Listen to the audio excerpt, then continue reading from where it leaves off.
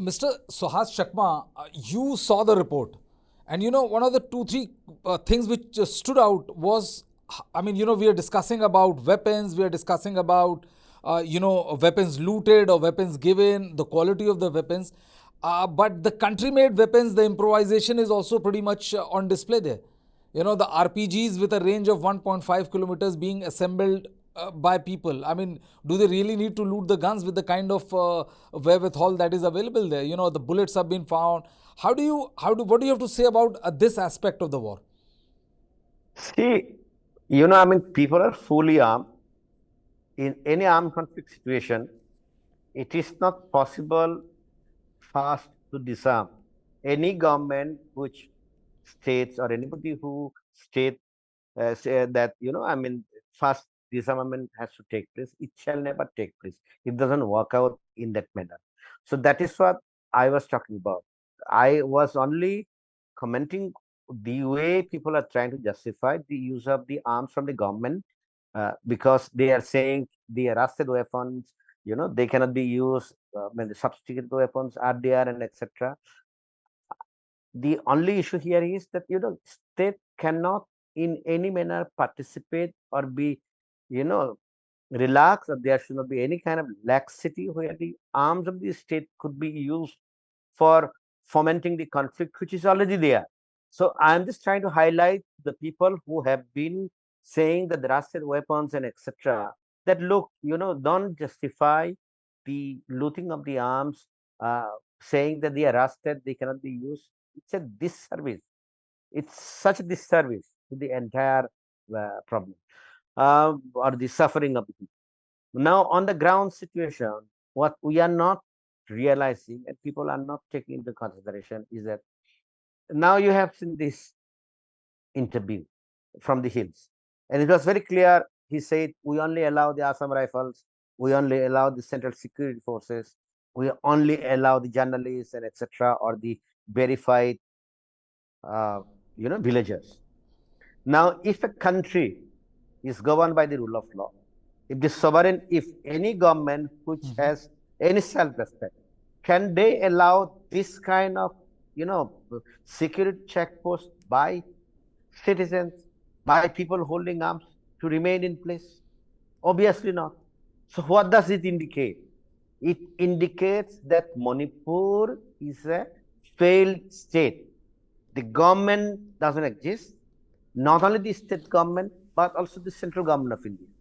Because if Mr. the security forces themselves Mr. Chakma, have to take. you kind of preempted my second question, because I was going to ask you the same question, that how do you explain these vigilantes or these groups to say openly that we only allow, the important word is allow, Indian Army, Assam Rifles and journalists to go through. Who are they? And they are all armed to teeth with sophisticated weapons. So that is why I'm saying it's not only in the hills, it takes place in the valley. People coming from the hills, their IDs are checked and etc. So we are dealing with a situation where the edifice of this structure doesn't exist. I don't think anybody beyond his office or beyond those who are dependent on him, anybody listens to chief minister, and of course the home minister and the prime minister of the country could not be, they couldn't care less about this. They don't care about it. So Manipur has been left basically, the people of Manipur have been basically left to fend themselves, and you cannot bring a solution. Now, if you look at this, what was the point from the hillside? The point from the hillside is our leaders are talking, which basically means the talks for some kind of autonomy, some kind of union territory, this, that, which previous speaker had said, integrity of the Manipur has to be ensured. And on the other hand, you do not want the scheduled tribes status to be given to the Métis and etc. So in the entire conflict, if you look at it, there is not a single effort to, first of all, establish normalcy. What Manipur needs, and I have been saying from the beginning, Manipur needs, not because Biren Singh is not incompetent or Biren Singh has failed, etc. Keep all those things aside. But the fact that Manipur had been having ethnic violence for the last 3 months because of the division because of the separation, because of the ethnic cleansing for both sides, you need somebody neutral authority who will govern the state so that both sides can have some kind of confidence. Then let normalcy return. Then you can discuss whatever demand it is, whether it's scheduled tribe status or more autonomy and etc. Those are things which you can talk till the cows come home, and then you are not possibly even going to find solution. And I had said many times that Métis shall never be the STs, because if you give the ST testers the Métis, the entire hills, including the Naga hills, will burn. And if you give any kind of autonomy to the Kukis, Nagas will protest, Métis will protest, then that itself also will result into burning of the whole state. So what is needed? What is needed is a basic steps to restore the security, trust among the people. That is not being facilitated, and you are holding, and they are giving false assurances. And the last point here, both to the Métis sides and the Kuki sides, the central government, the leadership of the party are giving false assurances, thinking that this will go away. This will not go away. Northeast, in that sense, is not very different from Punjab. People are, in a way, very straightforward. They will take you for granted, and they are believing whatever promises you are making. And if you are not able to deliver those promises, then they will hold a grudge for a long point of time, and that's why this conflict starts in any case. So I think the idea of the Ministry of Home Affairs, of the Government of India, that it will resolve on its own. Sorry, you have not understood the conflict. The fact that despite some kind of ceasefire and other processes, you have not been able to resolve any of the conflicts in Manipur. It shows how difficult they are. So you just want to, delay, chalne do, people will forget about it. And that attitude for a country of 140 crore people, that you cannot take care of, some lakhs of population in the state, it's very unfortunate. And what's the point of having so many security forces? You could go destroy all the bunkers and deploy the security forces. You do that for 3 months period of time, everybody will feel secure. You are not doing anything to build the confidence. A couple of very valid points made, Mr. Chakma. Dr. Singh, you saw that video which has been ground report, which has been done by our correspondent there. Two things very interestingly pop out. We've till now, we've spoken about arms looted, illegal arms supply and all, and about about whether you trust the Indian Army or you don't trust the Indian Army, the kind of the way they have to function in the area. One was how this country-made weapon was made, an effective range of 1.5 kilometer. The second was that most of these, all of those who were present there in the video, and I'm not saying that only because our correspondent shows this in Chura Chandpur, it's not existing in Valley and all. They were armed to teeth. And them saying that we only allow Indian Army or the Assam Rifles or the journalists to go through. I mean, isn't that a big question mark on the state's capability to disarm them?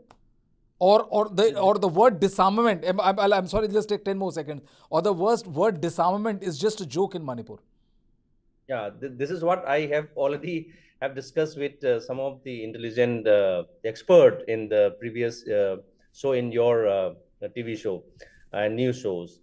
This is exactly what is surprise to me. How the who is right now the guarding the integrity of the Manipur and whole lane of the Manipur? Where is the law and order? Now you are saying that the villagers are saying that they allow only the Assam Rifles.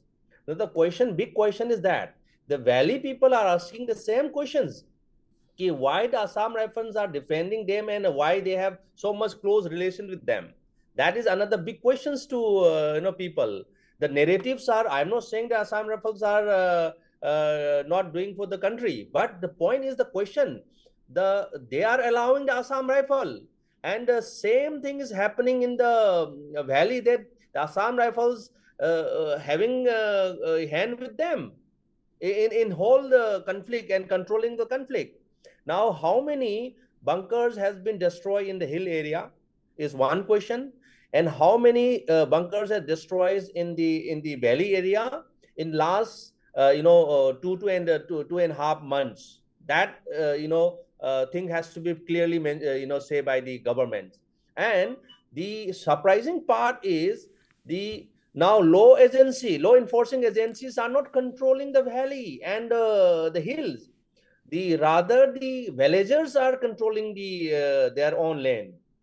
So that means there is no law and orders.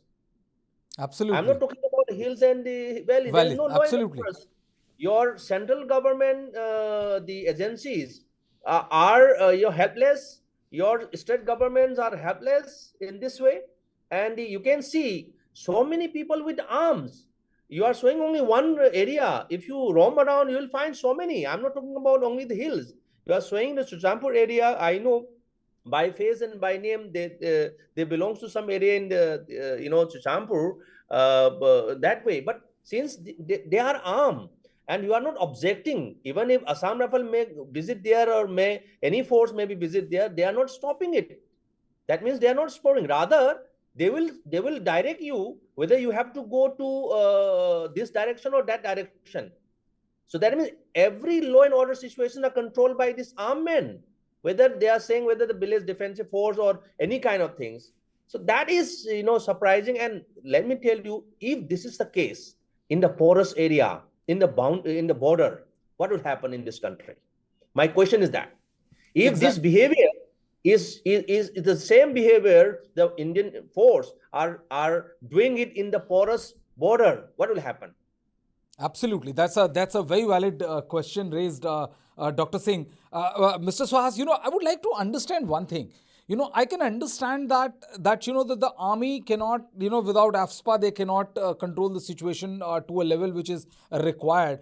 But with these kind of villagers are completely armed to teeth, be in valley or hill, and guarding their land.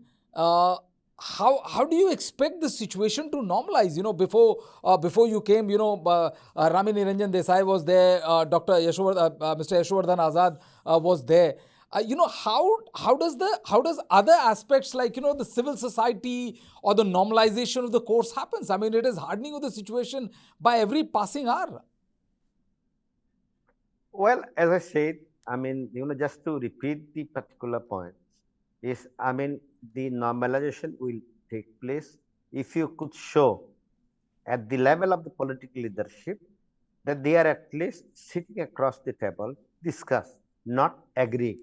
I don't think agreement situation has come, but at this stage, I would say that I mean, you should mm, have closed door or some discussions among the MLS from both the communities, because they have to, at the end of the day, convince their communities or people. So you usually see the BJP MLS or the Cookie MLS coming and sometimes one to one giving the interviews in the media, which at times I believe that they further accentuate the conflict. So the central government should have taken the first initiative with respect to this kind of discussions among the political leaders. After all, MLS are the representative of the people of the state. The second, as I said, I think there is still goodwill, willingness from the civil society groups. But of course, the civil society groups cannot speak in Imphal or in Churachandpur because of the situation, and no security force is in a position to provide security. But if the Home Minister wants, you could come have closed Chatham House rule discussion where nothing is disclosed, nothing is attributed to anybody, just to even show that, Meiteis and the Cookies or their civil society leaders, political leaders trying to talk to each other. It conveys a sense of belief that something is working out to the people who are armed to the teeth on the ground. So that is not taking place. The third step, which is not taking place, is in the entire discourse. I think people talk about prosecution and etc. All those things are fine, but prosecution will take ages. Disarmament, it will not take place because it has never happened at the height of the insurgency when all the security forces had the power and etc. It's not going to happen. That's the very nature of the topography and the conflict. But what could you do? I mean, I always believe that there are, say, about 15,000 people who have taken shelter in Mizoram. It's a responsibility of the Manipur government to, discuss with the state of Mizoram, saying that, people who have fled from their areas, they should be sent back. We will provide them the security. We will have projects to rehabilitate and to resettle them. At the end of the day, when you have people who are displaced by natural disasters or etc., you come out with projects. When you take away the lands of the people under the Land Acquisition Act, you rehabilitate the people. So whether Métis who have been displaced or whether cookies who have been displaced, you need to come up with a package how to rehabilitate and resettle the people beyond what you are providing. What is government of Manipur and the center are providing? They are providing some food in the relief camp. They are providing some medicines, and this food and medicine, for the government of India, because there is Food Corporation of India, they will continue to supply at a cheaper rate. It makes no difference. But people have to build their life, and if you do not have the confidence that you will be rehabilitated. So people who are displaced, they carry the anger, they carry the hatred, and they convey that hatred and anger to their own communities. So in any conflict resolution, you have to ensure rehabilitation of the displaced people, and we are talking about 70,000 people. So 70,000 population anywhere in the world is the largest population. In a small state like Manipur, it's huge number of population. So look at the programs which were announced by the Prime Minister or the Home Minister on rehabilitation and resettlement of the displaced people. Nothing. It is absolutely nothing. So the only thing which the government of India is doing is delaying, and people will forget about it. I mean, that's the way they have looked at or worked on every conflict. In Assam, I have seen it. It doesn't matter. You have been displaced, so God will help you. There is no government to help you. But this is the problem of the government of India, that you do not have. I mean, even if you have to spend say 1,000 crore rupees to rehabilitate so many people who are displaced, I am sure people will be not able to forget. But when you struggle with your basic life, then it creates different kind of sentiments, and especially if you are in the camps for a longer period of time. Camps become the center of radicalization all over the world. And why are you still keeping people in camps? Why are you not taking immediate measures for rehabilitation? Forget about the opposition party, forget about who is saying what. You, as the government of India, you, as the Manipur government, have a responsibility to rehabilitate people, assess the damages suffered. The True. cookie houses which were burned in the valley, the Meitei houses which were burned in the hills. The government needs to assess them. Yes, yes, And Mr. Chak. Yes, Mr. nobody, Chakma. the basic work, nobody is doing I it. agree. I agree. Dr. Singh, one more question which I would like to ask you is Hey, that, Brijesh, yeah, before Brijesh, before your question, please, the earlier question, I just wanted to mention one more thing. please. You are asking about the Assam rifle. Sorry, the Assam rifle are saying that ASPA is essential to act on issues. See, Assam, these narratives are very confusing to me. Why? Because the ASPA is not lifted fully from the state of Manipur. It is lifted from some areas. So the area which currently the conflicts are going on is a foothill. Most of these areas are under the control of the AFSPA. So whenever you are requiring this kind of the force and power to act on, you can act wherever you have the power to do in the control of the security, law and order in the system. But you are saying that you want full powers under the control in Manipur. Why you are demanding like this? Wherever you have, ASPA is still there in Manipur. Only the few area which has been removed and lifted. Please remember this. This is very, very important facts to be known. Yeah. Right, Okay. sir. I just wanted to ask you. Do you see that the situation which is unfolding in Manipur has been going on for almost 3 months now, and its spillover effects which we witnessed in Mizoram. There are protests in Assam. Do you see it spilling over to other northeastern part if the government doesn't contain it quickly? Yeah, absolutely. You have seen, currently from last few days, it is communalizing beyond boundaries. People are protesting, Meiteis, and even today, the some of the student union in Assam demanding removal of one VC which belongs to the Meitei. So it is quite, quite important and quite, worrisome to the whole nation, that the communalizations of these issues across boundary will definitely lead to a crisis overall in whole country. because if tribals are united in against Meiteis, and then even since Meiteis are Hindus, then Hindu may also against the Christians. So those kind of things may be propagated, and it may be spreaded across the country. So that is worried to everyone. The things are now beyond now boundary today. You can see in the Mizoram, many Meiteis are moving out from their areas, and even to some part of the Assam, people have started boycotting the one community in the sense. So these kind of the things really worry across the nation. So this kind of the conflict today in Manipur may move out of hand. That the intra communal conflict may reach to inter state. So that is very big challenges at the moment now.